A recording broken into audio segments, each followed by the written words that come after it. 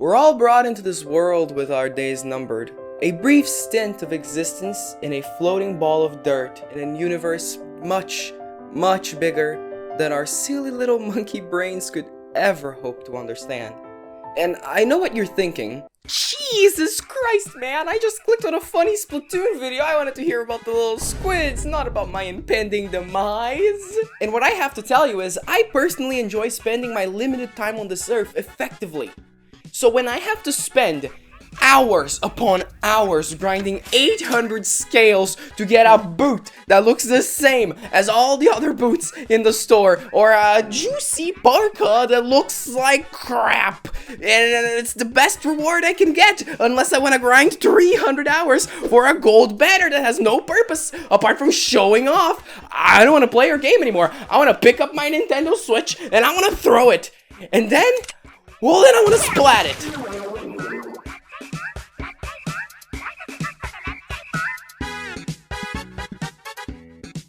I'm one of the many people on this planet whose brains have been cursed as a gamer, and one of the millions who have Splatoon as one of their go-to video games.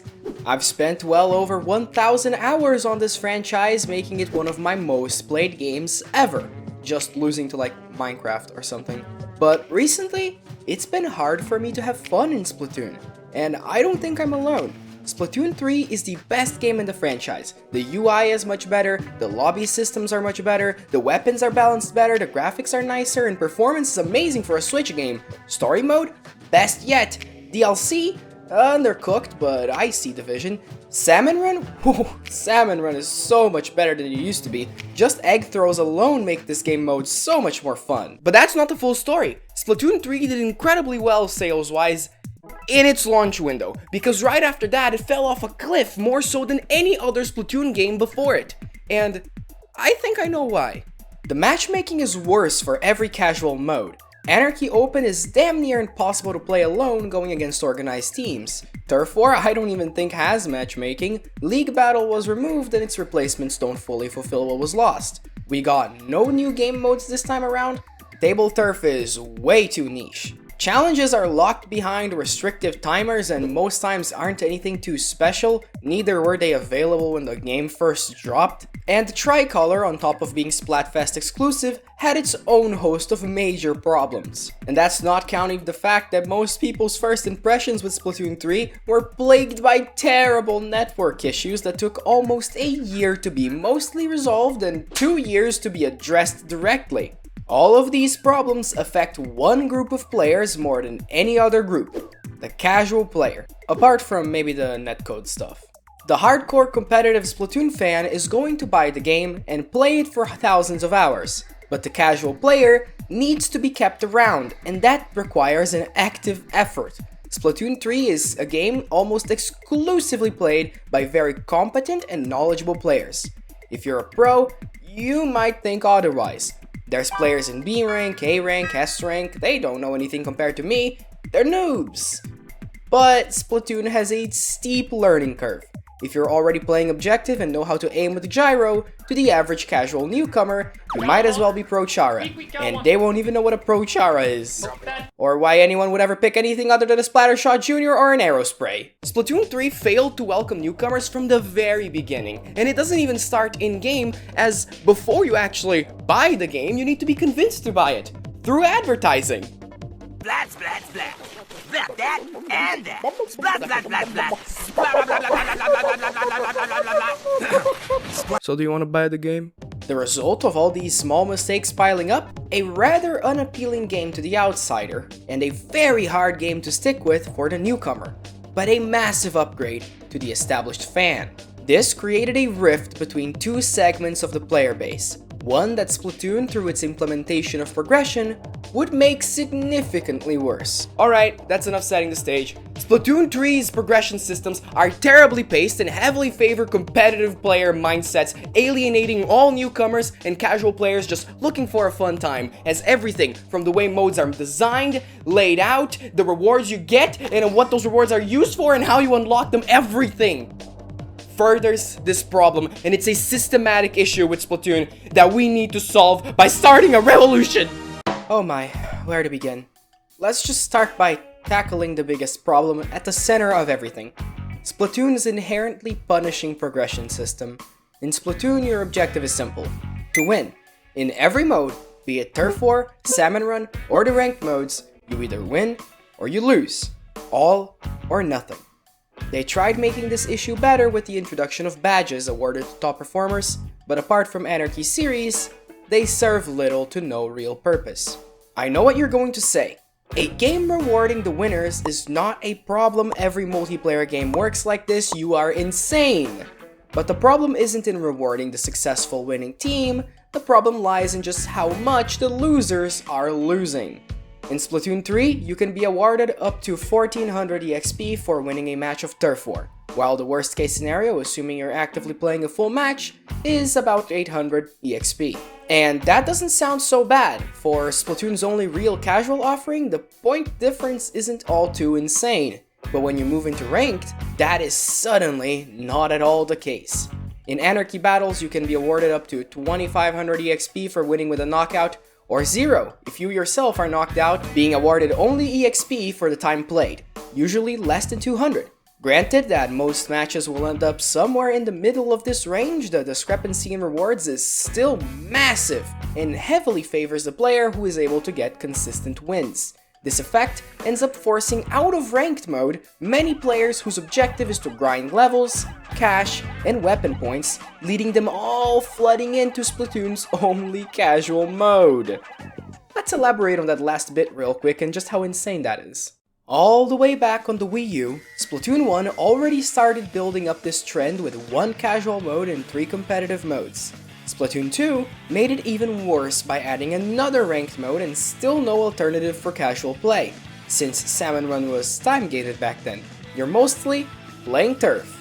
Moving into Splatoon 3, almost a decade into this franchise and with a trilogy of games behind their back, Turf War remains the only real casual mode in all of Splatoon 3's multiplayer. Unless you're a fan of Salmon Run's distinctive co-op gameplay, the only way for a casual player to experience the vast majority of the game's content is through the singular mode of Turf War. So how is Turf War designed, you ask? The one mode where Splatoon tries to appeal to the casual player? The one mode where Splatoon has a chance of welcoming new players?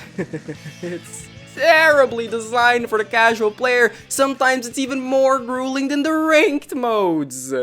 In Turf War, your objective is to ink the floor. The team with the most floor inked wins, meaning it is a mode designed to be forgiving on those who just sit back and ink, those who can't pull off kills consistently, those who are still just learning, because at the end of a match, they're still getting that gold medal and a kiss on the forehead saying everything's going to be okay because they inked over 1000 points of turf.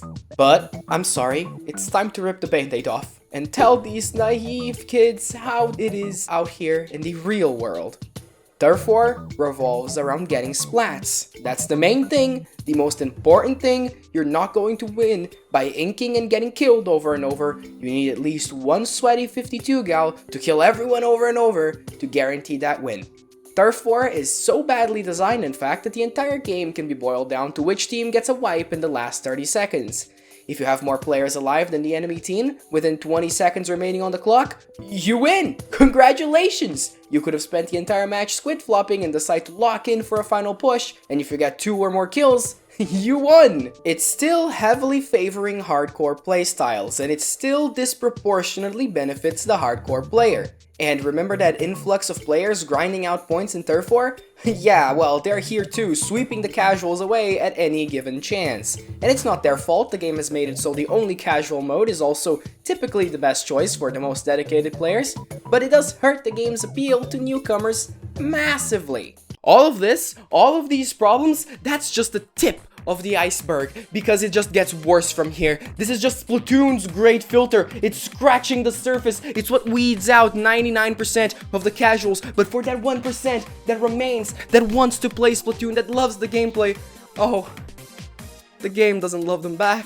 Oh, it doesn't love them back, and it's only going to get worse. Splatoon's progression is horrendously bad-paced and once again favors the returning player, the hardcore player, and leaves the newcomers either overwhelmed with options or scratching their heads wondering what those options even are. There's two main ways in which Splatoon rewards players for progression: weapon unlocks and cash for outfits and decorations. Both are done in a not so great way. Let's start with weapons. Splatoon is a game that thrives in its variety of different weapons and kits for creative comp building, so giving players access to a wide variety of weapons quickly, especially returning players who already have a main weapon they want to play with, is of utmost importance. Locking a Luna Blaster behind a level 90 unlock barrier would not only make the 7 Luna Blaster mains cry themselves to sleep at night whenever a new game comes out, it would also be rough on competitive players. If that Luna Blaster happens to be meta, those with access to the weapon will gain an advantage when compared to those who simply cannot play for the 500 hours needed to unlock it. So Splatoon does unlockable weapons right then. You can get everything by level 30 and everything costs one singular license, which we'll have plenty of by just playing. Everyone gets access to a variety of gameplay styles rather quickly. It all has its negatives, doesn't it? For one, as someone who suffered from this in both Splatoon 2 and 3, I am a dedicated player. I consider myself pretty alright at the game, got to S+ and all that. It was way too much even for me. The game feeds you weapons faster than you can play them. You'll play a little bit at the start and gain levels really fast and find yourself with an arsenal much bigger than what you can realistically handle. Most people will buy like 3 weapons from the shop at once, and by the time they've given an hour of playtime to 2 of the 3, they have 6 more waiting for them. Again, you can't slow this down because of the competitive nature of the game and the emotional attachment people have to their favorite weapons. I'll go with you till the end of time. We'll never be separated. But then we're stuck with a progression system that caps at level 30 and only gets worse from there, because one of the 2 main ways to progress just ended. Levels don't matter, they give you barely anything, they're meaningless, putting all of the weight into the other system of progression: capitalism!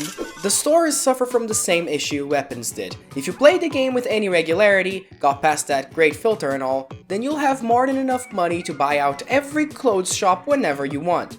The moment you find an outfit you like, bye-bye progression!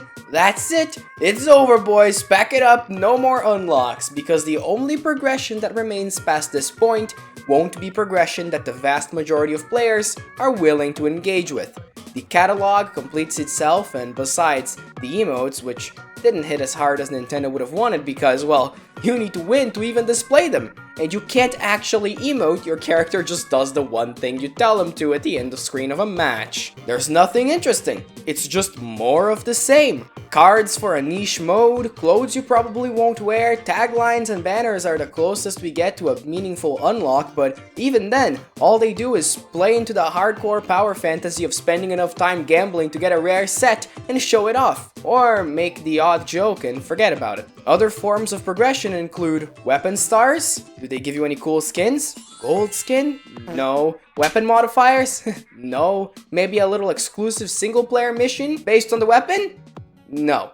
A little badge, only displayed after kills and victories, that is a symbol of your time commitment to a weapon of choice. Competitive mindset rewards, nothing tangible for the player, but the satisfaction that they're letting others know that they're better than them.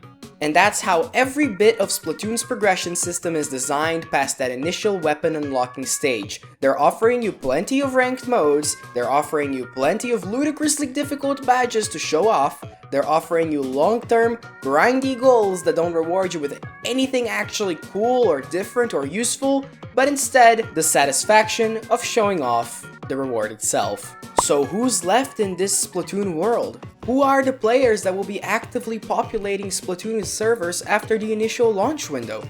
Competitive players that love the gameplay so much and want to master it to the best of their abilities, playing the game optimally and effectively with the goal of winning and improving above all else. And the hardcore dedicated players who love the gameplay to pieces and play it optimally and effectively with the objective of achieving ludicrously overcomplicated unlock criteria for show-off rewards. That's it. That's all. All other types of progression you could think of, like the clothes ability chunks, they all further this exact same playstyle. Splatoon has made up its mind on what it wants to be. To log in and have some quick fun working towards a meaningful upgrade to your account, not caring if you're going to win or lose, or be forced to pick a weapon based on your ability to win consistently with it, it's gotten extremely hard. Splatoon as it stands now is a competitive game for competitive players, and it works tirelessly to please the community that loves it so much, but inadvertently hurts its ability to reach newcomers and returning casual players alike. I love Splatoon, and I have a warm spot for the franchise in my heart, but if I were to ignore how disappointed I've been at the direction the franchise has taken, well, I'd be lying to myself and to you. I truly did expect that by now we'd have at least 2 more permanent casual modes, and at least some better progression. Give us weapon skins to unlock, or perks, or just anything for the for fun player to keep playing, so you don't end up pleasing just those who seek glory. Originally, this was supposed to be the halfway point of the video, but the script ended up extending itself way too much. So originally we were supposed to go over some good ideas and discuss how to fix the progression system and all the new cool things we were gonna add. So if you're still interested in seeing that, if you've watched to the end, do let me know in the comments, because this video ended up overextending itself a little bit. Bigger project than I thought it would be. I like Splatoon, so I ended up rambling quite a bit, but I do appreciate your viewership to the end. Thank you so much for watching to the end. Have a wonderful, wonderful day. Goodbye!